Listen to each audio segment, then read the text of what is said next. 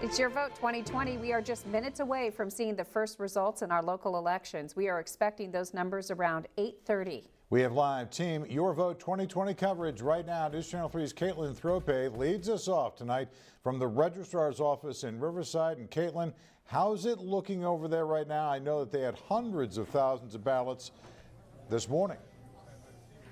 Right, a lot of hard-working people here at the registrar's office.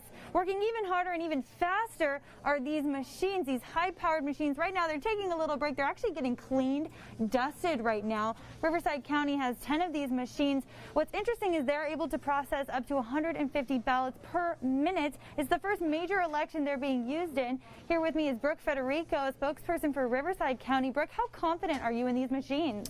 Caitlin, the short answer is very confident. We do regular testing of these machines before every election for accuracy and logic testing.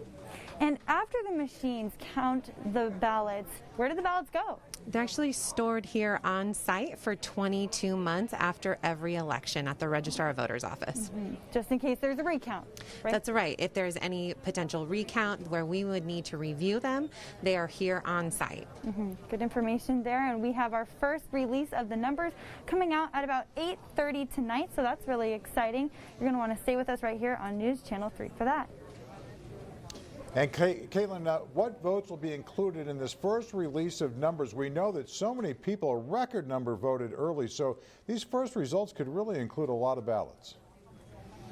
Right, so the first release of numbers will include mail-in ballots received up until Sunday and in-person ballots received up until Monday. That will be included in the number coming out around 8:30.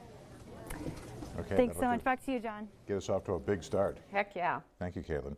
Voter assistance centers in Riverside County now officially closed. That's right. News Channel 3's Jake Ingracia joins us live tonight from the Palm Desert Community Center. What's the scene like there, Jake? I understand there are still people in line to vote. Yeah, John and Karen, those polls may be closed, but take a look behind me right now. There are still dozens of people casting their ballots here at the community center in Palm Desert. Dozens of people were in line when the polls closed right at 8 o'clock, so they will still all be allowed to make their votes count. Now, all day here, there was a steady stream of people coming in since the polls opened at 7 o'clock this morning. Hundreds of people waiting until the day of the election to cast their ballots either in person or by dropping them off.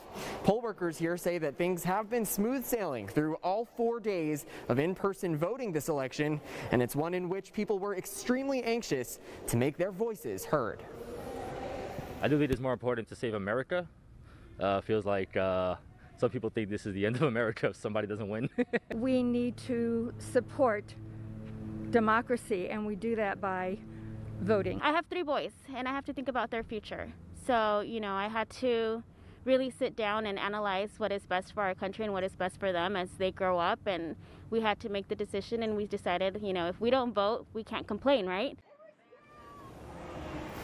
And with concerns sparking of potential violence or even voter intimidation at the polls, poll workers say that they were trained in de-escalation tactics or instructed to isolate any potential disturbances. John?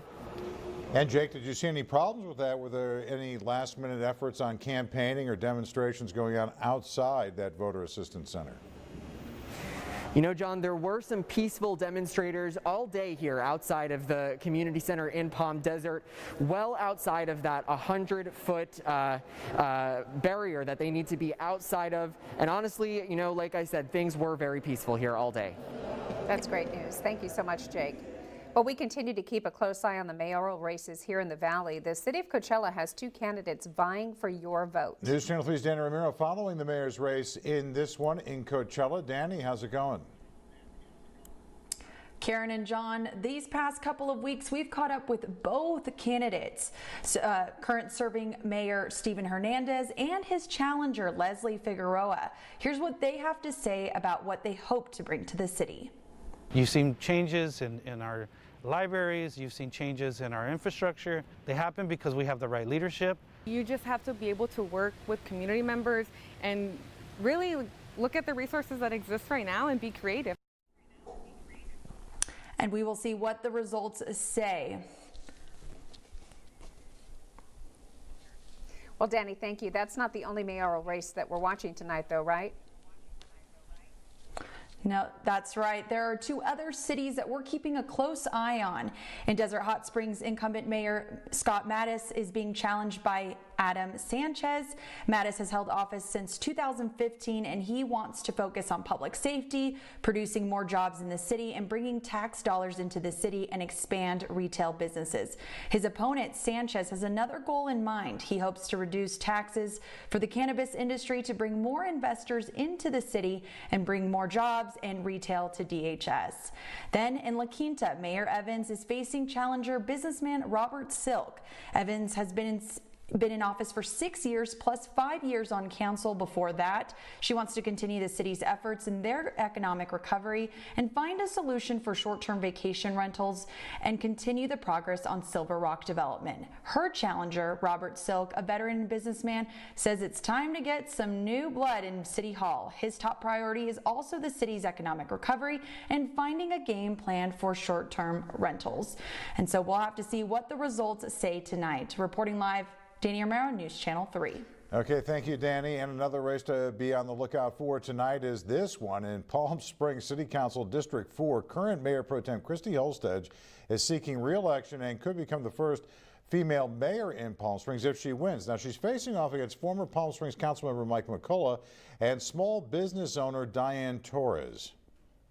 And the District 5 race is more of a formality, with Councilmember Lisa Middleton seeking a second term unopposed. Lisa Middleton seeking this second term representing the southwest part of the city. In Cathedral City, the District 1 race covers communities in the Cathedral City Cove, parts of Cathedral Canyon Country Club and Cimarron Cove. Current Councilmember Rita Lamb facing off against challenger Alan Carvalho, who is the chair of the Cathedral City Public Arts Commission. And District 2 of Cathedral City is the last district not to have its own representative. It's currently represented by Mayor John Aguilar, who is not seeking re-election. Nancy Ross and J.R. Corrales are vying for that seat. They are both small business owners. And Danny already told us about the mayor's race in Coachella. The top two candidates will win a spot on the Coachella City Council in this race. Current council member Philip Batista and current Mayor Pro Tem Emmanuel Martinez running for re-election. They're facing off against Denise Delgado and Naftali Garcia, who are both teachers. Meantime, in Desert Hot Springs, 7 candidates are vying for a spot on the city council, with the top 2 winners getting that seat. The incumbents are Russell Betts and Robert Griffith. They're facing off against Stephen Gibney, Jessica Gilbert, Jonathan Laura, Jason Moore, and Roger Nunez. You can find a full list of the local city council races on our website, KESQ.com. Well, in 2016, President Donald Trump won the election. In California, the then Democratic presidential nominee, Hillary Clinton, won the state's 55 electoral votes. And you can see on this map Riverside County in purple, meaning there was less than half of the votes for both the Democratic and Republican nominee in 2016, 49.6% of residents voting for Hillary Clinton and 45.3% for Donald Trump. The key battleground states remain too close to call at this point. Both candidates have already claimed several victories tonight. And of course, Peter's going to have much more on that. He's going to just now. News Channel 3's Peter Dowd. He's joining us live from our Election Update Center with more on the race to the White House. And Peter, this is constantly changing, but what is it looking like so far tonight? Boy, we keep getting results every minute, John and Karen. Right now, a huge jump for Joe Biden. Updated just moments ago, the Associated Press calling California, Washington, and Oregon for Biden. He now has more than 200 electoral votes secured. President Trump, meanwhile, has just secured more than 112, and he recently won Idaho. Remember, 270 electoral votes are needed to claim victory in the race for presidency, and both candidates are now watching the results with great anticipation. I'm superstitious about predicting what an outcome is going to be, but I'm hopeful. We're going to have a great night. We're going to have a great night, and we're going to have, much more importantly, we're going to have a great 4 years. The president is watching the returns from the White House, where he is expected to deliver remarks later tonight. Meanwhile, Biden is watching the returns at home with family in Delaware. John and Karen? Okay, Peter, what are some of the key states that you're watching out for right now? Well, certainly Florida, which now appears to be a Trump victory. Pennsylvania, another key state. We're probably not going to get results from that anytime soon because they start processing those mail-in ballots the morning of Election Day. Another important state, Michigan, you can see on our map right now, and also Iowa. These are all in gray still, but the red states have been confirmed for Trump. The blue states, as you can see now, for Biden. If we look at Florida again, big important state here, 29 electoral votes. That is trending towards President Trump. And it could lean more towards the president, as early voting was expected to lean towards Biden. Another crucial state, we can't forget Pennsylvania. This is leading so far. It looks like Biden, but of course there are plenty of votes still to be counted. As I mentioned earlier, they still have to go through all of those mail-in ballots. They just started that this morning. That is 20 electoral votes up for grabs. And this was a state that Trump won in 2016 by about 1%. Also, want to mention Michigan. That is very important. President Trump leading the way. That race still a little too close to call right now.